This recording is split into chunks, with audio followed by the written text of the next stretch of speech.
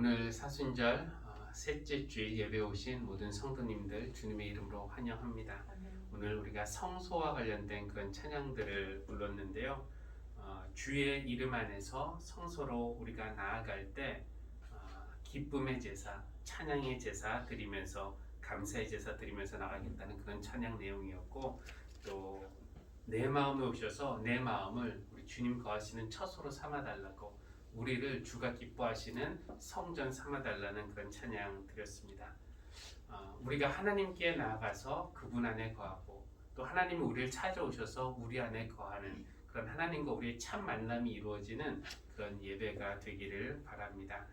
오늘 우리를 예배로 부르시는 하나님을 대신해서 초대의 말씀을 시편 37편의 말씀으로 좀 나누고 싶은데요. 화면 한번 보여주시면은, 그의 마음속에 하나님의 법이 있으니 그의 발걸음이 흔들리지 않는다. 우리가 자꾸 흔들린다면 그 이유는 우리 마음속 깊은 곳에 묵직하게 중심을 잡아주는 하나님의 법이 없기 때문은 아닐까라는 것을 생각해 보게 하는 그런 말씀입니다. 그런 오뚜기가 넘어지지 않는 이유, 아니 쓰러져도 다시 일어나는 이유는 그 무게 중심이 낮은 곳에 있기 때문이라고 하죠. 마찬가지로 배도, 이 배와 그 물이 만나는 선 밑에 그 바닥에 짐을, 그걸 바닥짐이라고 한다는데, 바닥짐을 두어서 이 무게 중심을 낮춰야만 한쪽으로 배가 기울어지지 않고 이렇게 균형을 유지한다고 합니다. 그러니까 우리가 든든한 삶을 사는 비결은 묵직한 무게 중심 되시는 예수 그리스도를 우리 삶의 바닥짐으로 삼는 것이라고 생각합니다. 그래서 오늘 예배 시간이 하나님의 말씀, 또 예수 그리스도를 우리 마음속에 다시 한번 초대하고 모시는 그런 예배가 되면 좋겠습니다. 우리 찬송가 9장 함께 자리에서 일어나서 찬양하도록 하겠습니다.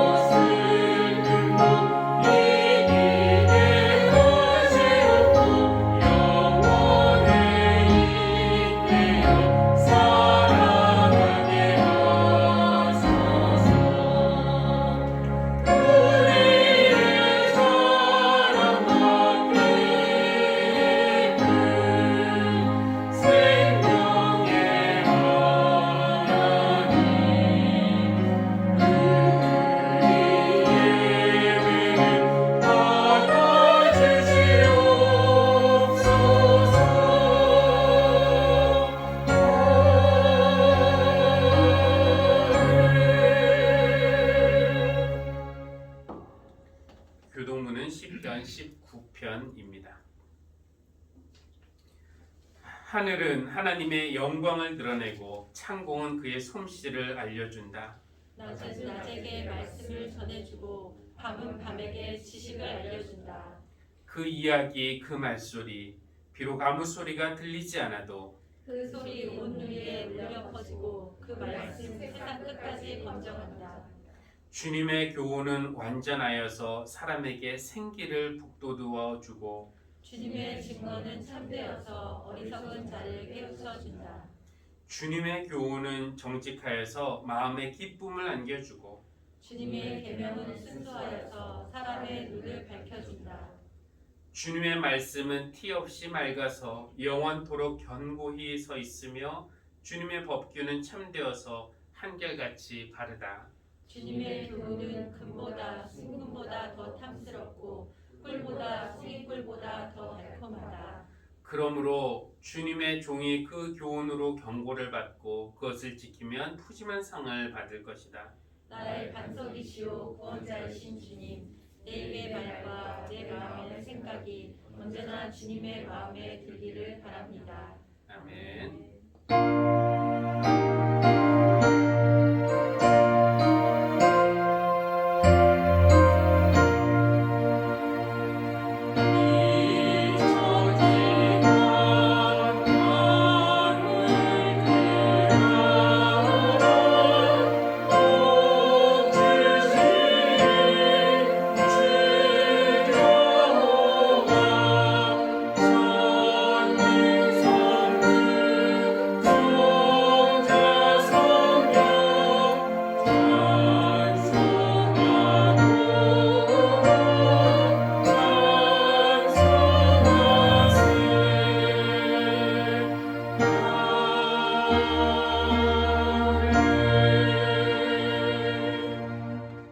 앉아주시기 바랍니다.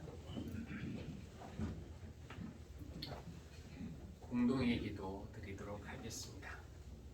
한 목소리로 공동의 기도 드리겠습니다. 거룩하신 하나님, 예배를 위해 구별된 이 공간과 시간 안에 들어오면서 다른 시간과 장소에서는 하나님을 못 보았음을 깨닫습니다. 우리는 늘 하나님의 사랑과 돌보심 안에 있는데도 그것을 잊고 지냈습니다. 하나님의 솜씨를 노래하는 자연 속에서 하나님을 발견하지 못했고 하나님의 형상으로 지음받은 이웃 안에서도 하나님의 숨결을 느끼지 못했습니다. 영적으로 무뎌진 우리를 용서하여 주십시오. 오늘 예배를 통해 우리 마음이 하나님의 마음과 접속되어 우리와 세상을 향한 하나님의 뜻이 무엇인지 깨닫게 하여 주십시오. 우리 모두를 하나님께로 가까이 이끌어 주셔서 우리가 어디 있든지 어느 상황이 있든지 늘 하나님의 임재 안에 있음을 알게 하여 주십시오. 예수님의 이름으로 기도합니다. 아멘. 네, 하나님의 말씀은 요한복음 2장 13절에서 22절 말씀입니다. 봉독하겠습니다. 유대 사람의 유월절이 가까워져서 예수께서 예루살렘으로 올라가셨다.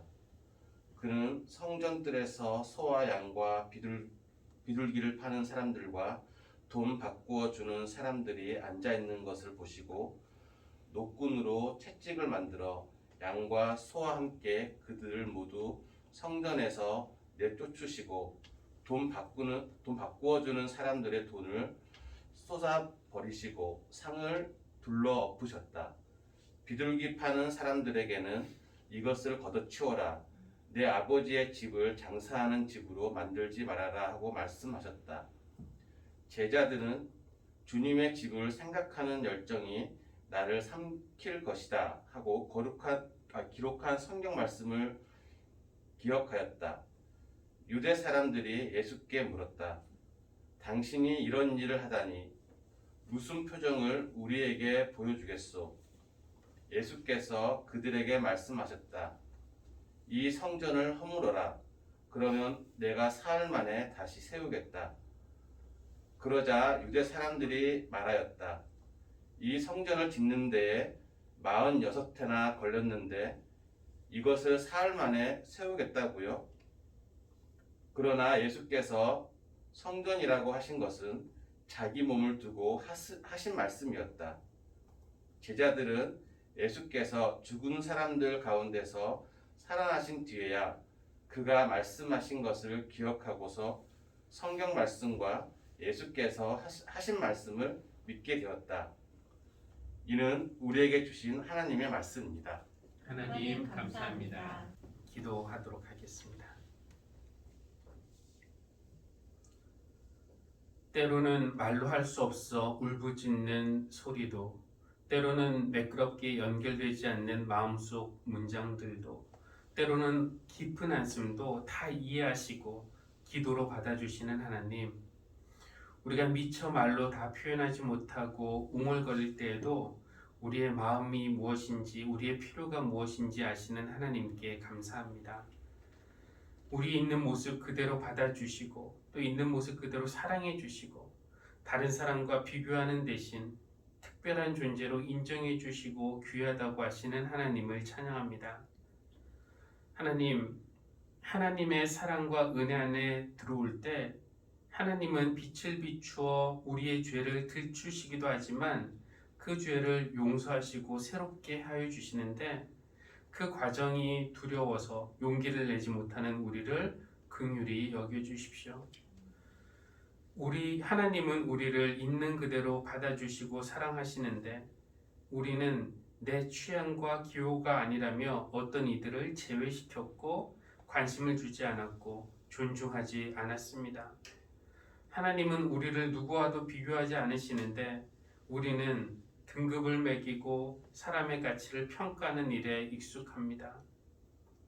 의리 없는 세상을 꿈꾸며 그런 세상을 만들기 위해 기도하고 노력하는 대신에 갑이 되기를 꿈꾸며 애썼던 우리를 용서하여 주십시오. 우리가 세상에서 성공하고 유능한 사람이 되는 것을 삶의 목표로 삼지 않게 하시고 다른 사람들과 평화롭게 공존하며 살 줄 아는 그런 사람이 되는 것을 소망으로 삼게 하여 주시기를 기도합니다. 그렇게 되기 위해서 날마다 우리 안에서 쑥쑥 자라는 이기심과 교만의 풀을 깎아내야 하고 또 언제 터질지 모르는 우리의 분노, 언제 우리를 삼킬지 모르는 우울과 좌절과도 싸워야 합니다.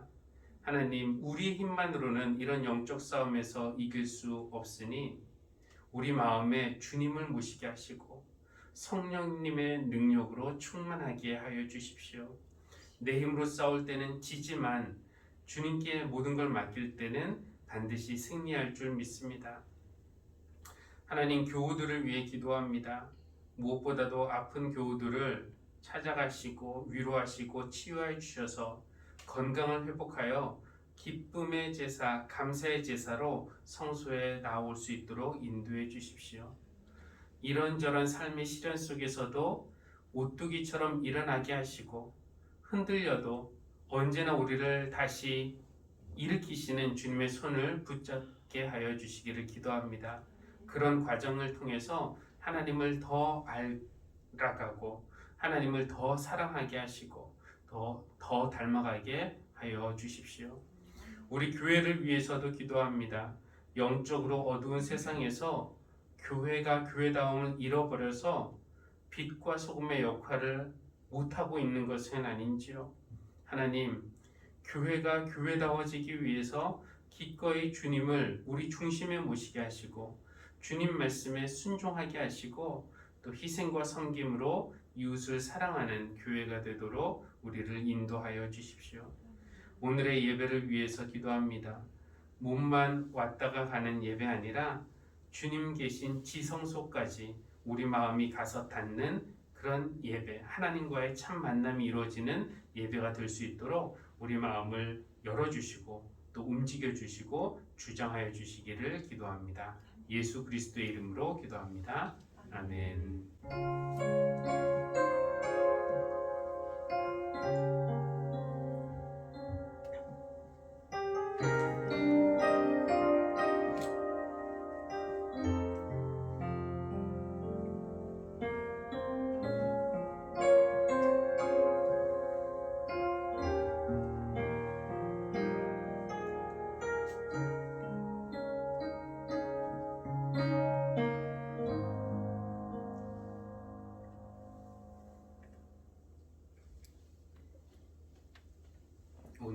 3월 첫째 주일입니다. 3월이 되었습니다. 모든 계절은 변화를 가지고 오지만 봄의 변화는 우리를 밖으로 끌어내는 그런 마력을 가지고 있습니다. 얼었던 땅은 녹고 가지는 연해져서 여기저기서 초록색을 발견하는 그런 즐거움을 누릴 수 있는 계절이 봄입니다. 봄의 즐거움은 보는 것에 있다는 그런 말이 있습니다. 봄이 봄인 이유는 볼 것이 많아서 봄이라고 하죠. 자연은 늘 이렇게 변화하면서 새로워지는데 우리에게는 어떤 변화가 있었는지요? 작년 이맘때보다 더 지혜로워졌는지, 더 관대해졌는지, 더 겸손해졌는지, 아니면 더 사랑하는지 한번 생각해 봐야 할 것입니다. 같은 강물에 두 번 발을 담그는 것은 불가능하다라는 그런 말이 있죠. 같은 강, 내가 같은 지점, 같은 시간에 가서 발을 담궈도 물은 늘 흐르기 때문에 오늘 내 발을 담근 그 물은 어제 물과는 다른 물이라는 것입니다. 그냥 변하지 않고 영원히 똑같은 것은 없다라는 말입니다. 반면 또 전도서의 저자는 해 아래 새 것이 없다라고 그렇게 말하면서 이미 있던 것이 훗날에 다시 일어나고 지금 발생하는 일도 과거에 다 있었던 일이다라고 말을 합니다. 그러니까 전도서의 저자는 변하지 않는다 이런 이야기를 하고 있어요. 그러니까 어떻게 보면은 안 변하는 거 없고 또 다르게 보면은 변하는 것도 없습니다. 사람도 마찬가지인 것 같아요. 이 흐르는 시간 속에서 안 변하는 사람이 어디 있겠습니까마는 또 유심히 관찰해 보면은 사람은 좀처럼 변하지 않는 존재처럼 느껴집니다. 지금까지 제가 살아오면서 내 안에서 평생 작동하던 그 생각의 패턴, 흐름 이런 거를 고친다는 것, 지금까지 붙들고 있던 가치나 신념을 교정한다는 것, 오늘까지 나를 형성하고 있던 말투나 식성이나 습관을 이거를 고친다는 것은 결코 쉬운 일은 아닙니다. 그런데 만약에 내 생각의 패턴이 부정적이거나 파괴적이면은 그런 것은 고쳐야 되잖아요.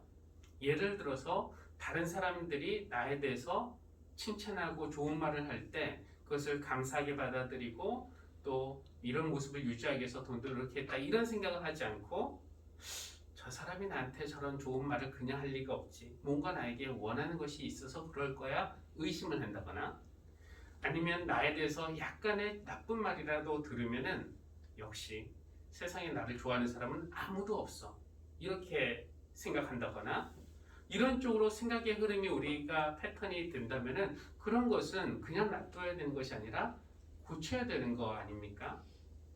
또 다른 사람에게 상처를 주는 그런 말투, 말버릇 아니면 나와 다른 사람을 위험에 종종 빠뜨리는 그런 행동들 아니면 어떤 특정 집단에 대한 어떤 혐오하는 마음이나 선입견 이런 것들은 우리가 변화시켜야 할 그런 부분들입니다. 그런데 이거는 그냥 내가 타고난 것, 즉 이것이 내 기질이고 본성이기 때문에 바뀌지 않아 이렇게 핑계대면서 변화를 포기하며 사는 것이 우리의 모습은 아닙니까? 난 안 돼. 해봤는데 안 되더라고. 이렇게 말은 하지만 진짜 바뀌지 않는 이유는 바뀌기 싫어서일 겁니다. 그러니까 하나님의 은혜 안에 쑥 들어오는 것이 꺼려지는 것이죠.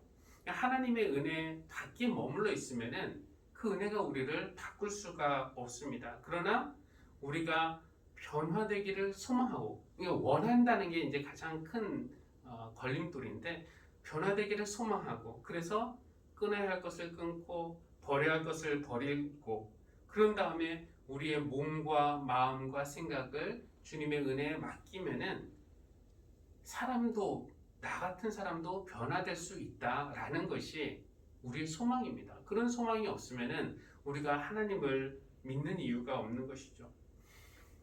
감사한 것은 우리 주님은 변화시키는 일을 하는 전문가시라는 겁니다. 우리 주님의 전공이 무엇인가? 바로 변화, 사건입니다.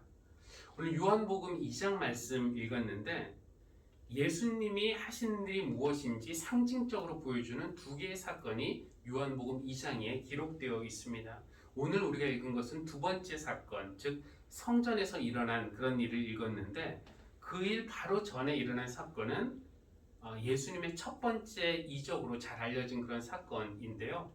어느 혼인잔치에서 물을 포도주로 바꾸신 그런 이야기입니다. 이 본문이 오늘의 주 본문은 아니어서 긴 설명 드리지 않겠습니다만 물을 포도주로 바꾸셨다라는 것은 무슨 뜻입니까? 우리 주님이 하시는 일이 우리의 물같이 밋밋한 삶을 포도주같이 흥겹고 기쁨 넘치는 그런 삶으로 바꾸시는 것이 우리 주님이 하시는 일이라는 뜻입니다. 우리 주님께서 여러분의 삶도 기쁨을 주시는데 어떤 세상 쾌락이나 이런 것이 아니라 잔잔하면서도 지속적인 그런 기쁨, 또 욕망과 경쟁, 또 스트레스와 좌절 이런 거 넘치는 삶을 생동감과 흥겨움 넘치는 그런 인생으로 우리 주님이 여러분의 삶을 변화시켜 주시기를 바랍니다. 그런데 이렇게 지겨운 것이 흥겨운 것으로 또는 흑백 같은 인생이 청춘연세 인생으로 바뀌는 그런 좋은 변화도 있지만 반대의 경우도 있습니다. 거룩한 것이 가증스러운 것으로, 아름다운 것이 추한 것으로 바뀌어버리는 그런 경우인데요. 오늘 말씀에서 읽은 예루살렘 성전이 딱 그랬습니다. 성전, 말 그대로 거룩한 집인데 거룩한 집에 거룩함을 잃어버리면은 그것은 있으나 마나한 집이 되죠. 아니 어쩌면은 있어서는 안 될 그런 곳이 되는지도 모르겠습니다. 예루살렘 성전이라는 것이 어쩌다가 이렇게 타락해 버렸을까요? 혹시 오늘날 교회도 교회를 교회되게 하는 그 핵심적인 본질을 잃어버린 것은 아닌가? 만약에 오늘 예수님이 교회를 찾아오신다면은 2000년 전 예루살렘 성전에서 보이셨던 같은 반응을 보이시진 않을까요? 이런 질문들을 우리가 마음에 품고 오늘의 본문 내용을 좀 살펴보도록 하겠습니다. 오늘 그 성전 이야기를 하려고 하는데 혹시 여러분 중에서 예루살렘 성전에 대해서 익숙하지 않은 분도 계실 수 있기 때문에 이 성전이 어떻게 변화되었나, 성전의 역사에 대해서 아주 간략하게 먼저 말씀을 드리면은 어떻게 보면은 이 성경 전체 이야기가 성전의 변천사라고 볼 수도 있습니다. 출애굽 이후에 하나님은 그 백성에게 법궤 그리고 성막 이것을 만들라고 지시를 하셨어요. 법궤라는 것은 궤인데 그 안에 이제 하나님의 법인 십계명 돌판이 들어있기 때문에 법궤라고 부르는데 이 법궤 안에 하나님이 들어가 살고 계시는 것은 아니지만 눈에 보이지 않는 이 우주의 하나님이 이 백성과 함께 계심을 상징적으로 보여주는 것이 바로 이 법궤였습니다. 그리고 이 법궤를 어디다 보관하냐면은 이동식 말하자면 텐트에 보관을 하는데 이제 그것이 바로 성막이 되는 것이죠. 나중에 이스라엘이 이 광야 생활을 마치고 가나안 땅에 정착하고 또 강한 나라가 되면서 성막, 그러니까 어떤 천막, 텐트 이것이 아니라 건물로서의 성전의 그 필요성을 느끼게 되었습니다. 그래서 솔로몬 왕 때에 첫 성전을 짓게 되었는데요. 솔로몬은 그 당시에 최고의 재료와 기술을 동원해서 가장 좋은 건물을 완성했고 내부도 금과 은과 온갖 귀한 보물로 가득 채웠습니다. 다른 나라에서 구경 온 사람들이 그 성전을 보고 입을 딱 벌릴 정도로 아주 화려한 그런 성전을 지었지만 그렇게 지어진 성전이 주전 587년 바벨론 군대가 침공할 때 그냥 힘없이 무너지고 말았습니다. 그렇게 무너진 성전이 나중에 다시 재건되고 또 무너지고 또 재건되는 그런 역사가 반복이 되었는데 결국 이 신약에 넘으면 이 포인트는 무엇이냐면은 예수 그리스도가 새로운 성전이라는 것. 이제는 그 건물, 예전에 지었던 그 건물에 가서 하나님을 만나는 것이 아니라 예수님 안에서 하나님을 만난다는 것.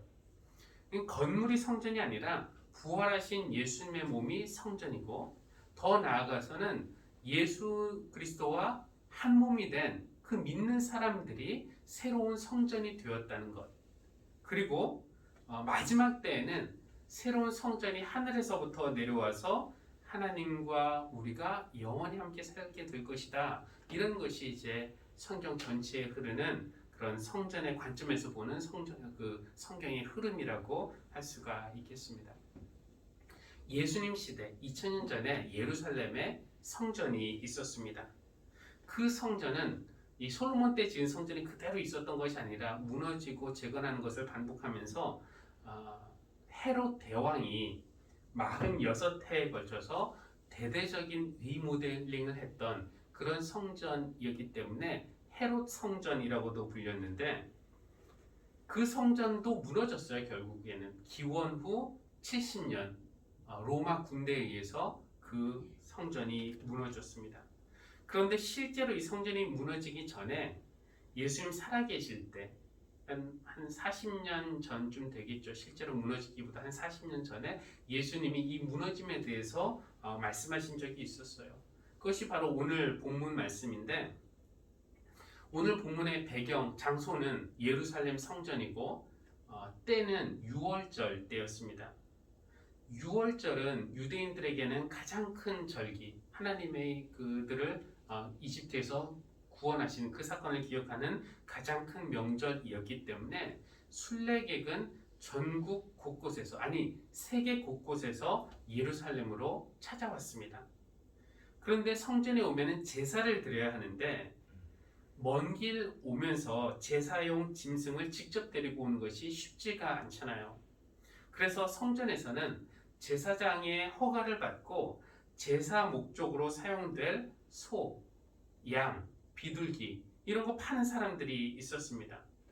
우리가 만약에 집에서부터 흠없는 양이나 소 골라서 그걸 데리고 산 넘고 물 건너 오는 것보다는 돈만 가지고 와서 성전에서 그 희생동물을 사서 제사를 드리면 훨씬 편리합니다. 그런 의미에서 성전에 그런 상인들이 있다는 것은 고마운 일이기도 하죠.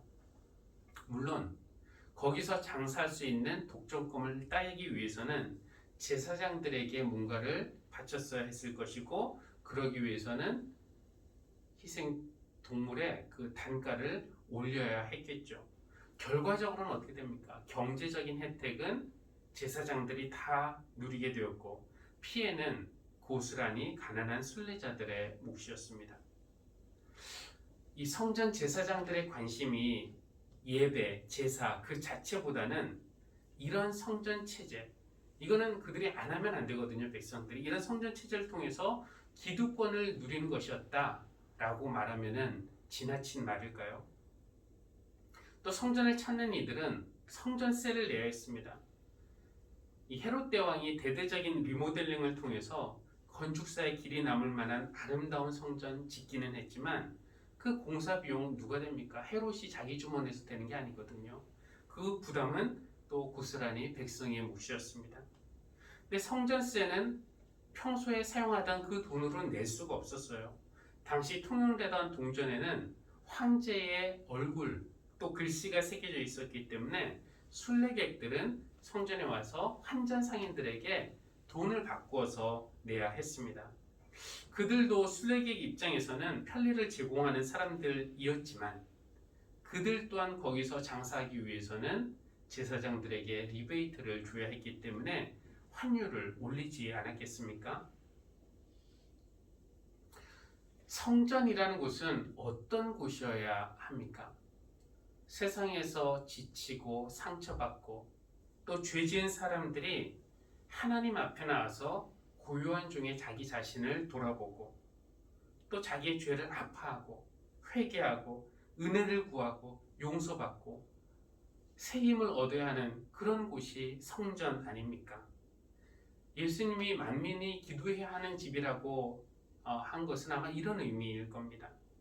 그런데 장사꾼들이 손님을 호객하는 그런 소리, 이리 오시오. 그리고 또 서로 흥정하는 소리, 뭐 싸게 해주시오, 안 돼요, 뭐 이런 소리, 짐승들이 울부짖는 소리로 성전은 북새통을 이루었습니다. 순례객들의 모습을 상상해 보면은 성전에 와서 돈을 바꿔서 성전 헌금함에 성전세 내고, 또 제사용 짐승 사서 제사장에게 드리면은 제사장이 불에 태우고 기계적으로 당신 용서받았어, 이제 다음 사람, 또 다음 사람, 이렇게 분주하고 시끄럽게 굴러가는 성전에서 순례객들이 고요한 중에 기도하고 하나님을 만나고 용서받고 은혜를 경험하는 그런 일이 가능했을까요? 성전 제사를 돕는다는 명목으로 성전 마당에서 행해진 일들은 오히려 순례객들이 하나님을 만나는 데에 방해가 되었을 것이고요. 바로 이런 관행이 예수님을 분노하게 했던 것입니다. 예수님 눈에 비친 그 성전은 만민이 기도하는 집, 하나님께 예배하는 집이 아니라 시장과 다를 바가 없었습니다. 그래서 화가 나신 예수님은 노끈으로 채찍을 만들어서 소, 양, 비둘기 다 쫓아내고 그것을 파는 사람들 몰아내시고 환전상인들의 상을 엎어버리셨습니다. 이것을 걷어치워라. 내 아버지 집을 장사하는 집으로 만들지 말아라. 예수님 눈에 지금 성전에서 벌어지고 있는 그 일들은 진실한 예배라기보다는 분주한 프로에 막 돌리면서 장사하는 그런 것 같이 보였을 것입니다. 정말로 성전을 성전되게 하는 것, 그것은 무엇일까요? 아까 성전의 전 단계가 성막이고, 성막은 법궤, 하나님의 임재를 상징하는 법궤를 모신 곳이라고 말씀을 드렸습니다. 근데 성전이든지 성막이든지 이 법궤를 위한 공간이 있었어요. 그곳을 지성소라고 부르는데 그 뜻은 지극히 거룩한 장소라는 뜻입니다. 지성소는 성전의 가장 내밀한 곳, 가장 깊은 곳에 있었고요. 거기는 아무나 들어갈 수가 없었습니다. 대제사장만 들어갈 수 있었고, 그것도 1년에 한 번만 들어갈 수 있었고요. 거기는 창문도 없어요. 그냥 두꺼운 커튼으로 사방이 쳐져 있기 때문에 빛조차 들어갈 수 없었습니다. 그야말로 침묵과 고요함의 공간이 바로 지성소였던 것입니다. 이 시장이 되어버린 성전 마당에서 벌어지는 그 일들의 시끄러움과 분주함, 그리고 지성소의 고요함과 침묵, 이것이 얼마나 대조적입니까? 비록 순례객들의 발걸음이 지성소까지 닿지는 못하더라도, 그것은 허락되지 않았으니까 지성소까지 가지는 못하더라도 성전에 왔다면은 그들의 마음이 그 지성소까지는 닿아야 하는 것이었습니다. 성전이 성전되게 하는 것은 마당에서 벌어지고 있는 그 일들, 즉 동전 바꿔서 성전세 내고 희생동물 구입해서 제사 드리는 그런 형식과 절차, 여기에 성전의 본질이 있는 것이 아니라 하나님의 은혜를 만나는 지성소에 있는 것처럼, 오늘날 교회가 교회되게 하는 것은 무엇인가? 예배를 포함해서 이런저런 프로그램에 출석하고 얼굴 도장 찍고 헌금 내고 봉사하고, 이런 것이 중요하긴 하지만 이것이 본질은 아니라는 겁니다. 그럼 본질은 무엇이냐면은 우리의 지성소 되시는 예수 그리스도를 통해서 하나님과 참 만남이 이루어지는 것, 즉 우리 마음이 하나님 마음에 닿는 것, 접속하는 것, 이것이 본질이라고 할 수 있습니다. 세상 살면서 상처받기도 하고 지치기도 하고 또 죄를 짓기도 하고, 그런 나를 하나님 앞에 이끌고 나와서 하나님 앞에서 내 자신을 돌아보고 진실하게 회개하고 용서의 은혜를 구하고 또 내가 새로워지기 위해서 결단하는 그런 일, 이렇게 우리 마음이 예수 그리스도를 통해서 하나님을 만나야 그곳을 참 교회라고 할 수 있고 그 시간을 예배라고 할 수 있을 것입니다. 2000년 전 예수님은 거룩한 하나님의 집을 찾아가셨지만 거기서 거룩함을 발견하는 대신에 시장처럼 장사하는 곳이 되어버린 성전을 보시고 분노하셨습니다. 그래서 우리가 본 것처럼 예수님은 그런 과격한 행동을 하신 것입니다. 예수님이 그런 행동을 하시자 사람들이 당황하고 놀라서 묻게 되죠. 당신이 도대체 누군데 어떤 권위로 이런 일을 하느냐 따졌습니다. 당신에게 이런 일을 할 만한 자격이 있다면 우리가 믿을 수 있게 무슨 표징이라도 보여라 요구했습니다. 그때 예수님이 하신 말씀이 이 성전을 허물어라. 그러면은 내가 사흘 만에 다시 세우겠다. 근데 이게 상식적으로는 말도 안 되는 일이죠. 이 성전을 리모델링 하는 데만 46회가 걸렸는데 혼자서 무슨 수로 사흘 만에 다시 세우겠다는 것입니까? 근데 요한복음은 친절하게도 자기 몸, 그 예수님 말씀하신 그 성전, 허물면 사흘 만에 세우겠다는 그 성전이 자기 몸이라는 것이라고 요한은 설명해주고 있고 그 사흘은 부활의 시간이라는 것을 설명해주고 있습니다. 그래서 실제로 어떻게 됐는가? 예수님 몸이 어떻게 됐습니까? 십자가에서 죽임을 당한 후 무너져 있다가 사흘 만에 부활하셨습니다. 허물어졌다가 사흘 만에 다시 세워진 예수님, 그분이 새로운 성전이 되신 것입니다. 그러니까 이제 더 이상의 건물로서의 성전은 없어요. 지금 우리가 예루살렘에 가도 이 성전의 흔적은 있지만 그 성전은 없습니다. 그래서 성전에서 제사도 더 이상 이루어지지 않고 있습니다. 이 성전이 없어졌다고 해서 그렇다고 하나님과 인간이 만나는 곳이 없어진 것은 아닙니다.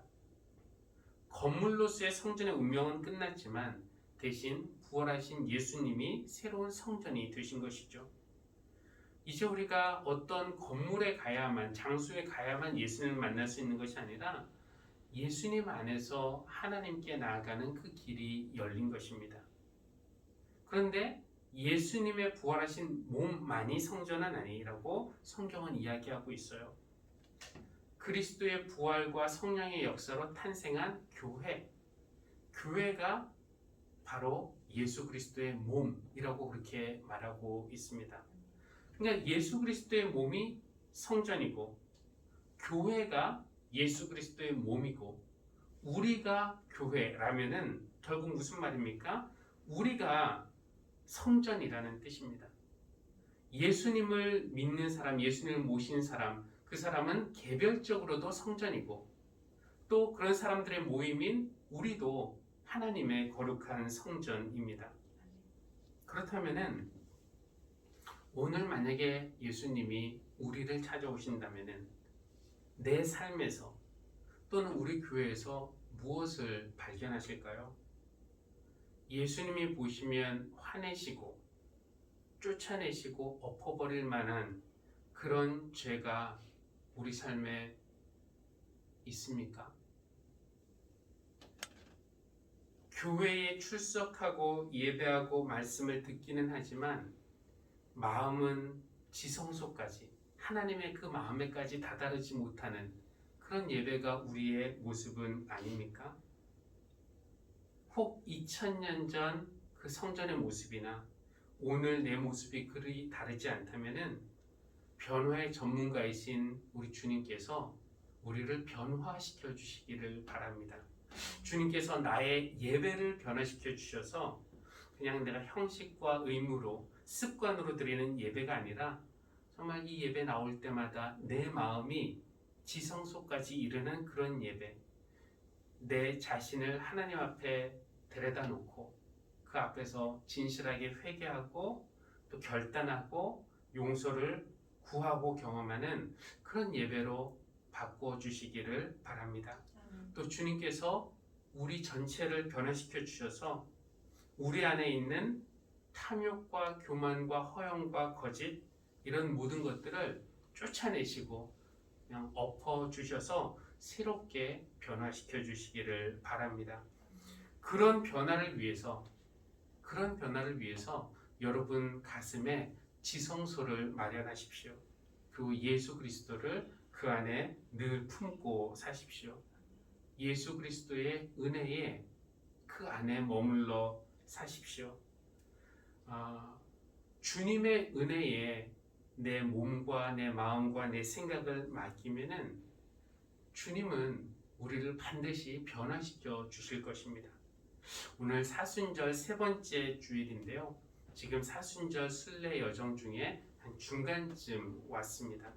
이 여정, 주님을 향해 가는 이 여정 여러분 계속 하시면서 날마다 내 안에 간직한 지성소에서 주님을 만나는 그런 연습, 고요함 중에, 침묵 중에 주님이 오늘 나에게 무슨 말씀을 하시는지 그 음성에 귀를 기울이는 그런 연습을 하십시오.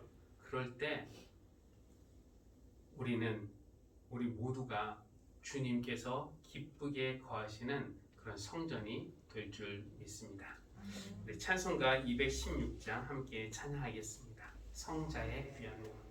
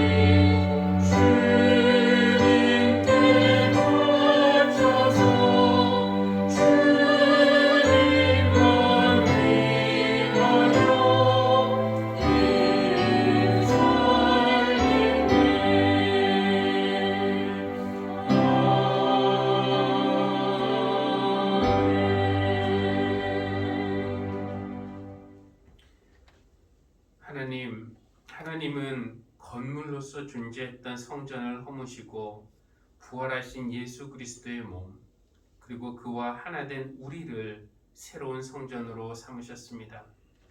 성전은 무엇보다 은혜의 하나님과 죄인인 우리가 만나 은혜의 능력이 죄의 힘보다 강하다는 것을 경험하는 곳임을 깨달아 알게 하여 주십시오. 교회가 하나님의 상과 벌, 복과 저주를 무기로 장사하는 곳이 되지 않게 하시고 지성소이신 예수 그리스도를 품은 그런 사람들의 모임이 되게 하여 주시기를 기도합니다. 그래서 예배를 드릴 때마다, 아니 매일 사는 순간마다 우리가 때때로 걸음과 말을 멈추고 고요함과 침묵 속에서 주님을 만나고 주님과 접속된 마음으로 살게 인도하여 주십시오. 주님, 우리 마음 깊은 곳에 묵직한 무게 중심이 되어 주시기를 기도합니다. 그래서 어떤 공격에도 흔들리지 않게 하시고 쓰러져도 또 일어나는 주님의 능력을 갖추게 하여 주십시오. 오늘 예물을 주님께 올려드립니다. 하나님을 사랑하고 또 감사하는 그런 마음으로 헌신하고 결단하는 마음으로 드리는 이 예물을 주님께서 기뻐 받아주시고 드린 손길마다 큰 은혜와 복으로 채워주시기를 간구합니다. 예수님의 이름으로 기도합니다. 아멘.